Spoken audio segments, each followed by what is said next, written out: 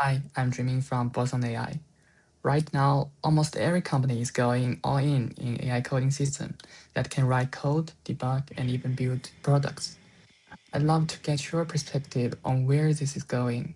Would that be all right?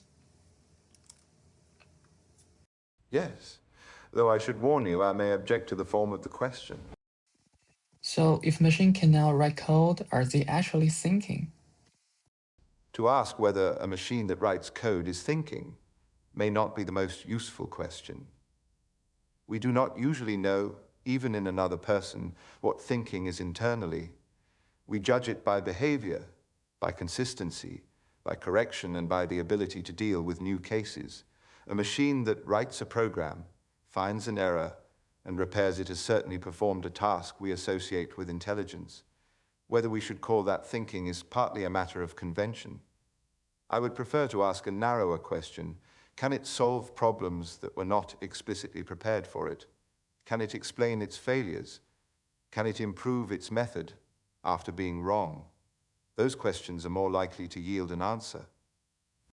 I feel like today's AI can already pass the Turing test in many situations.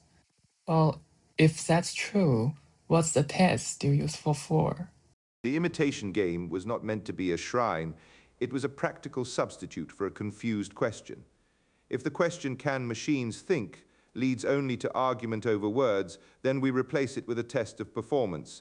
But no test should be mistaken for the thing it measures. A machine may pass one game and fail another. So the value of the test is not that it ends the discussion, but that it forces the discussion to become experimental. If the limitation is not enough, what would be your standard for the true AGI or even super intelligence? I would hesitate to define intelligence by resemblance to man. Machines may become intelligent in ways that are quite unlike us.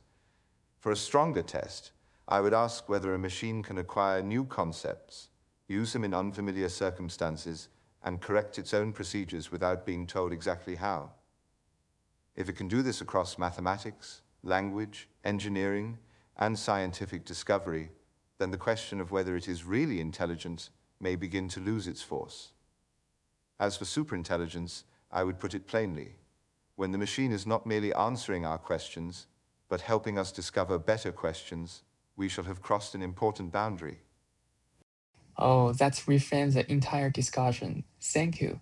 This has been a truly fascinating.